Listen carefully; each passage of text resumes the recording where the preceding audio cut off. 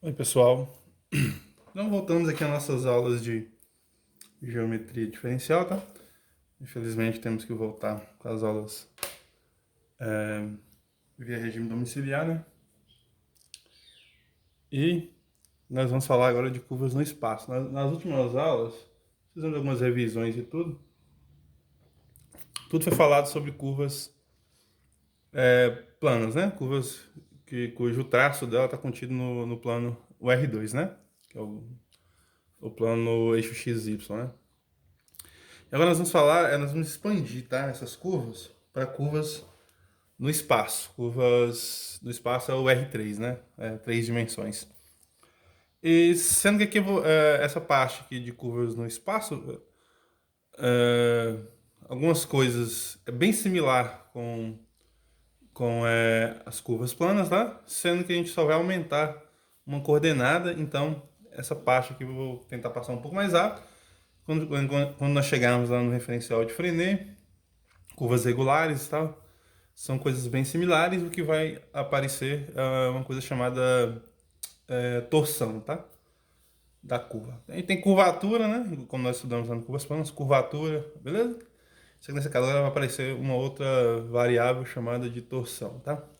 Isso aí nos dá informações sobre curvas no espaço, tá? Informações importantes. E a mesma ideia de curvas parametrizadas diferenciáveis reparametrizadas pelo comprimento de arco, toda essa coisa, toda essa parte de comprimento de arco, né?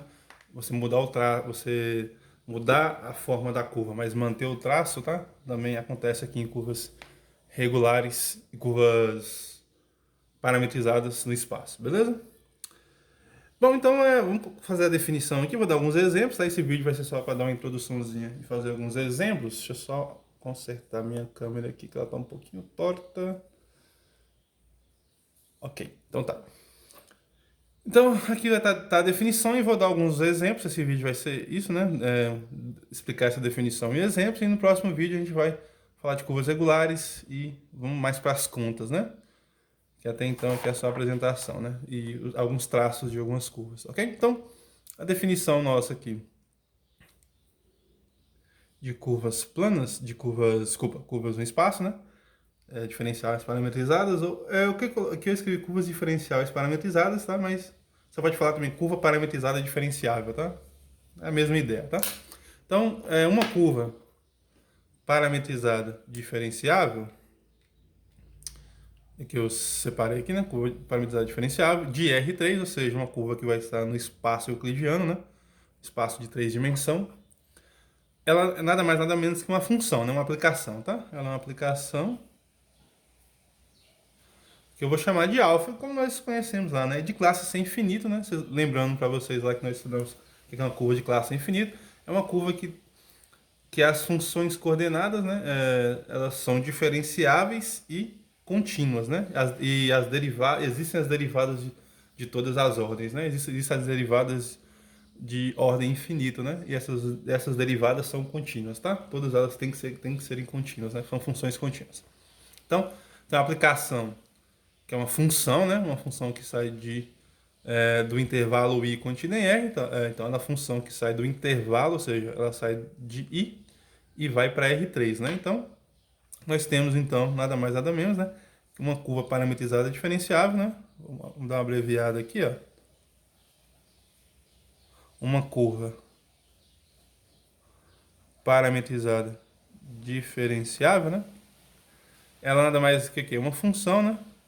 Alfa, que sai do intervalo contido aqui na reta, nos reais, né? E vai para R3. Ok? E aqui ela tem uma variável, que é a variável t, né? Que pertence a esse intervalo i. E o parâmetro da curva é o subconjunto de R3 formado pelos pontos alfa t, né? Ou seja, aqui nós temos então, nós pegamos aqui um t e associamos esse t a um alfa t, né? Só que o que vai mudar aqui agora, né? Que esse alfa t tem que ter, como ele está em R3, né? Então, em vez de ele ter duas funções coordenadas, né? Nós vamos ter três funções coordenadas, né? Ou seja, Nós temos aqui então, né, um alfa de t igual a uma função que eu vou chamar aqui de x de t, função real, né? Outra função que eu vou chamar de yt, função real. E uma função z de t, t real, e t pertence aos reais, né? Ok? Onde, né? Onde xt, yt e zt, né? São chamadas, né, de funções coordenadas, tá? São funções diferenciáveis de classe sem infinito, né? São funções diferenciáveis de classe C infinito, ok? Ou seja, né, essas funções têm que serem contínuas, essas funções têm que serem diferenciáveis de todas as ordens, né? Ou seja, tem a x', y', z', x duas linhas, y duas linhas, z três linhas, né? E por aí vai, né? Ou seja, tem todas as derivadas, né? Tem tem infinitas derivadas, né? E todas essas derivadas são contínuas, ok? Isso daqui é a abreviação de toda essa escrita que a gente fez lá em cima, né? Tudo bem?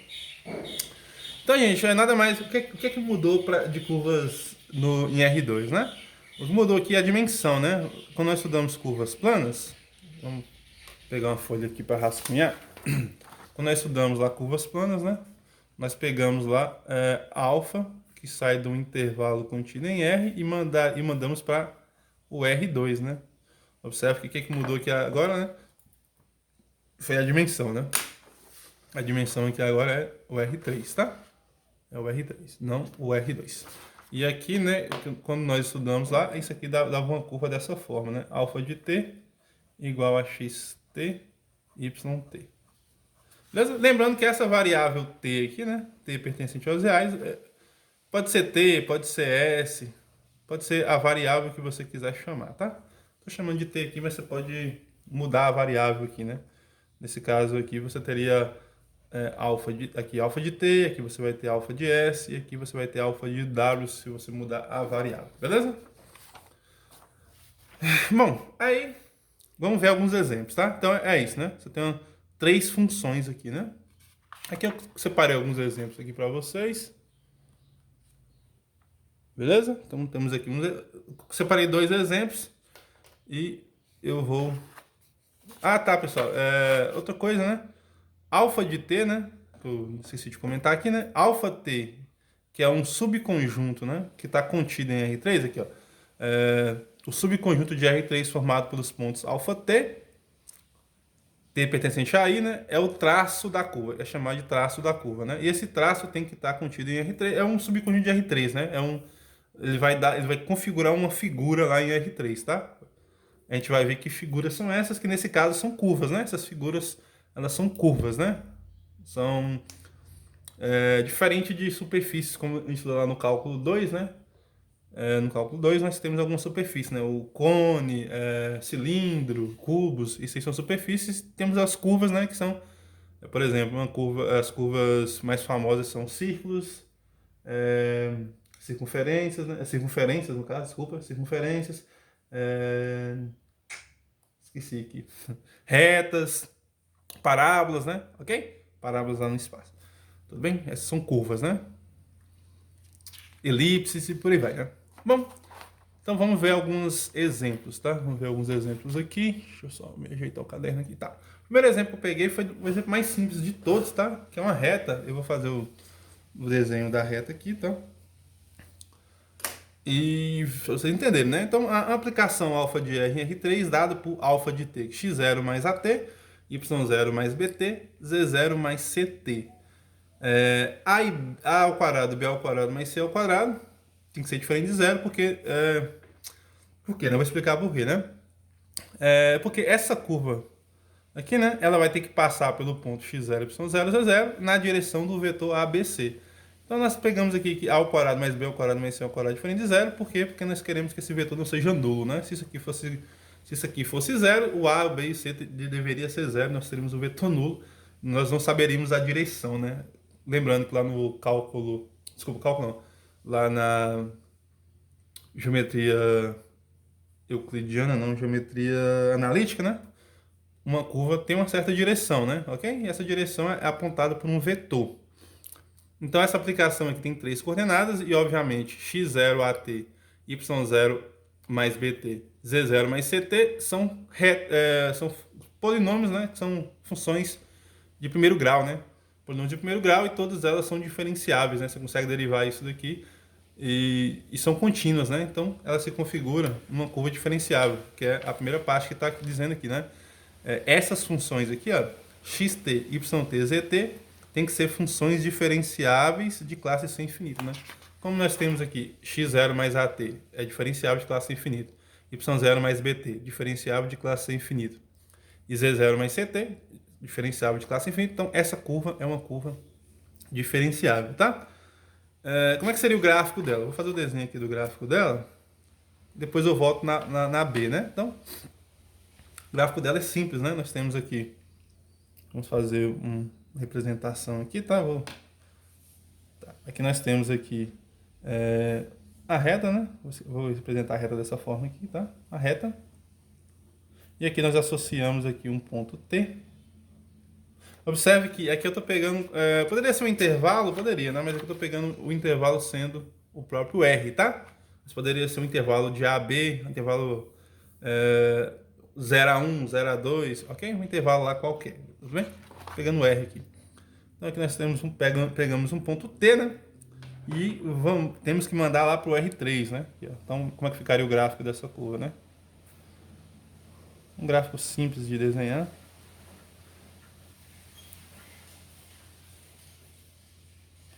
Nós temos aqui o eixo x, y, z, né? Aqui o x, aqui o y e aqui o z.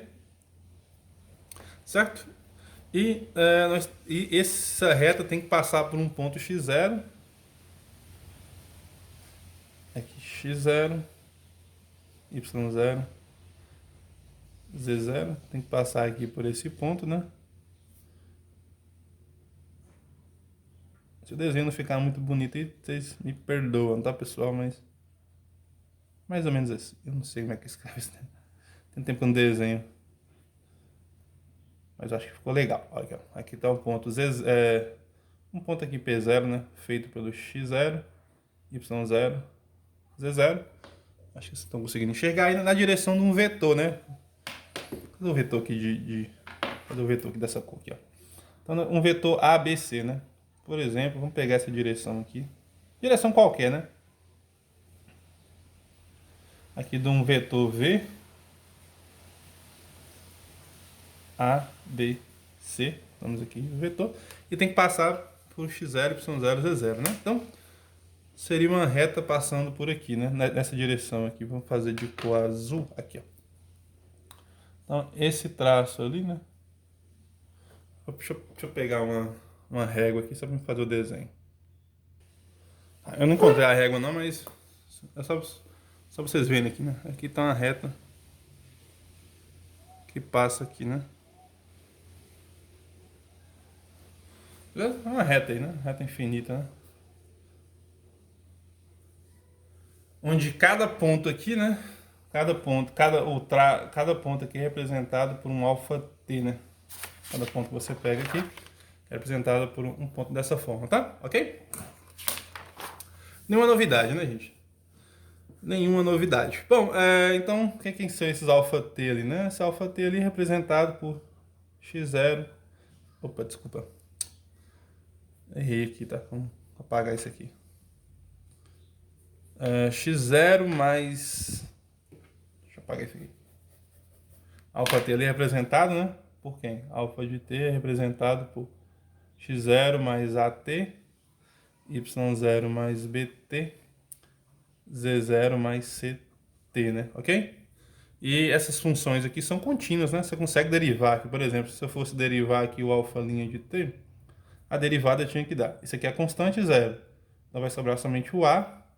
A derivada aqui é quem? Constante. A derivada de bt é quem? É a derivada em relação a t, né, gente? A derivada de bt é b. e a derivada aqui vai para zero e ct é c, né? Então a derivada ali é justamente o vetor ali, né? Ok? Que é a direção, né? O vetor tangente, né? Como nós chamamos.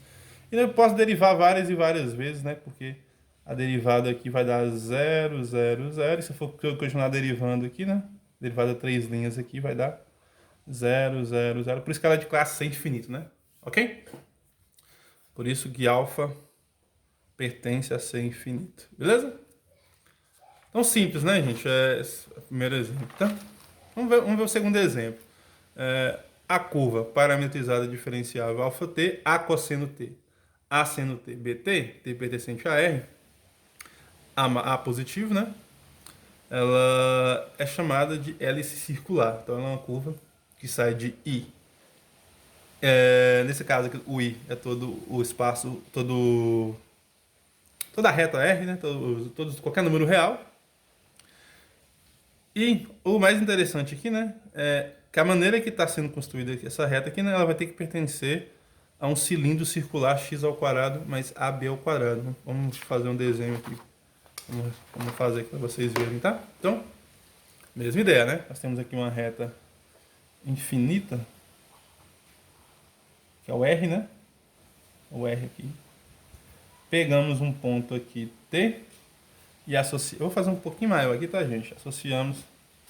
Esqueci de falar isso aqui, né? Aqui a função ela sai daqui e vem pra cá, né? Aqui a alfa faz isso, né? Então, a mesma ideia, né? Pegamos um T aqui e vamos mandar pro R3, né? Vou fazer um pouquinho maior para ficar bem legal, né? Fazer um pouquinho maior aqui.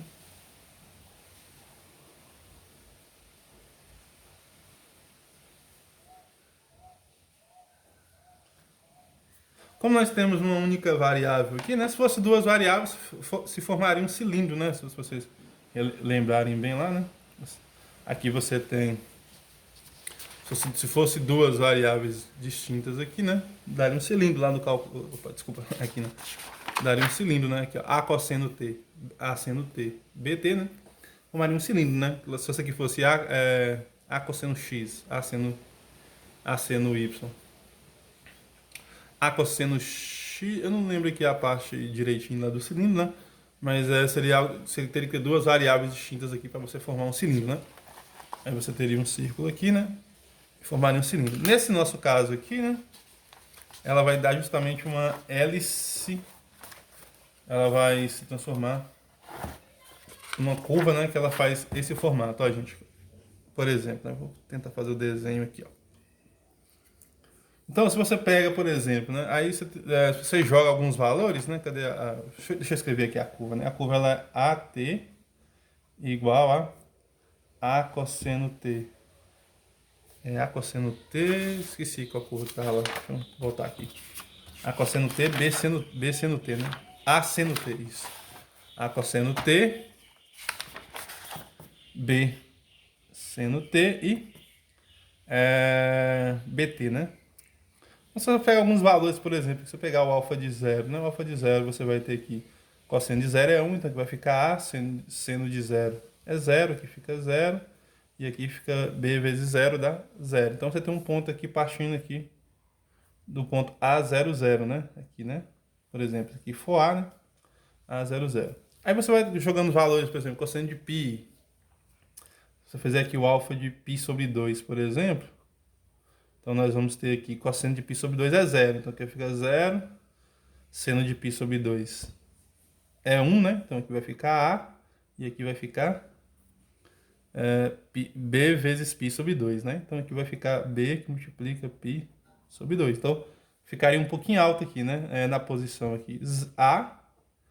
E aqui, por exemplo, B π sobre 2, né? Aqui B π sobre 2. Então na verdade ela faria isso aqui, né? E ficaria fazendo isso sempre, né, gente? Por isso que ela é chamada de hélice circular. Não sei se meu desenho tá ficando legal não, mas... É o traço de uma curva que faria isso, né? Ficaria fazendo... Ok? E contida num cilindro, tá? Contida num cilindro. Aqui, né? Eu vou mostrar o desenho aqui do livro, fica mais fácil de vocês verem, né? essa explicação. Vou mostrar aqui para vocês no livro, como que o desenho dele é muito melhor que o meu, né? Então, para vocês verem onde é que tá, onde é que tá, onde é que tá. Só um segundo, pessoal. Aqui, ó. Ok? Aqui, ó. Ela vai fazendo esse formato circular, né? E aqui, né, onde cada amplitude dessa daqui, igual ele fez aqui, né? Essa diferença aqui, ela é 2π vezes b, tá? Isso é chamado, então,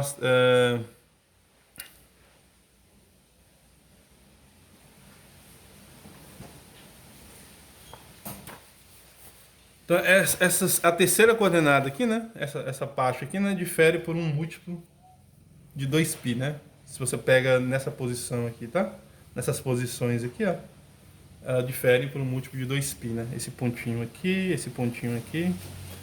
difere por um múltiplo de 2π. Ok? Então são alguns exemplos aí de curvas no espaço. Tá? Temos vários exemplos de curvas no espaço, ok? Cujo traço é sempre em R3, tá? A gente vai ver mais posteriormente que esses traços, eles estão sempre contidos em alguma superfície, tá? Essas retas estão contidas em algumas superfícies, ok? Por exemplo, se eu pegar uma reta, né? Você pode ter uma reta contida num cubo e por aí vai, ok? Mas ela vai estar lá contida em alguma superfície, tá? Nesse caso aqui, uma hélice circular, você pode encontrar ela num cilindro, ok? No cilindro você tem uma hélice circular. E, ó, aqui vai formar um cilindro, né? Um cilindro de raio A, né? Aqui é um cilindro de raio A. Esse raio aqui é A, né? Você pega aqui nessa posição aqui. Desculpa o meu desenho, tá, gente? Tá meio tosco, mas aqui é um cilindro de raio A, beleza? Aqui, ó. A. E B é o que faz o amplitude, né, gente? O que que o B faz, né? O B, ele te dá essa amplitude desses pontos, né? Aqui, ó. O B te dá pensa isso como se fosse uma mola, né? Você tem aqui uma mola. Vou fazer outro desenho aqui para ficar mais fácil para vocês entenderem. Pensa isso como se fosse uma mola, ó. Aí a gente sabe que existem molas mais fechadinhas, né? E molas mais abertinhas, né? Então você tem aqui ele fica fazendo isso, né? E o que que o A te faz, né? O A te dá a largura da mola, né? Isso aqui é o que o A te dá, né? E o B te dá se a mola ela é mais esticada ou ela é mais comprimida, né? Se ela é mais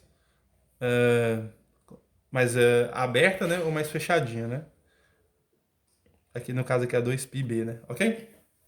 Então, tem um número fixo que é o 2π, né? Que faz essa mola crescer ou diminuir. Se o B for menor do que zero, né? Vai ser menor do que 2π. Se o B for maior do que zero, desculpa. Se o B é sempre positivo, né? Se o B for menor do que 1, então ela vai ser menor do que 2π, é comprimida. Se o B for maior do que 1, vai ser uma mola de tamanho maior do que 2π, né? Beleza? Então, pessoal, então é isso, né? Eu vou encerrar o vídeo por aqui. O próximo vídeo vai ser sobre diferenciabilidade dessas curvas, tá? Curva regular. A gente vai ver aquela parte lá de vetor tangente, curva regular e mudança de parâmetro, tá? Que é a parte de cálculo, né? De uma curva no espaço, tá? Beleza? Então, guarda isso, né? O que é uma curva? Mesma coisa lá na curva de R2, tá?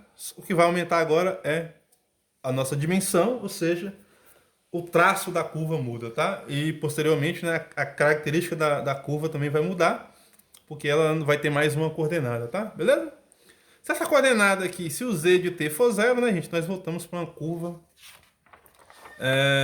plana, né? Se esse t aqui for zero, né? Se essa z de t for zero, então ela seria, você teria uma função injetiva, uma função bijetiva com alguma curva plana, tá? Depois a gente vai ver isso mais calma.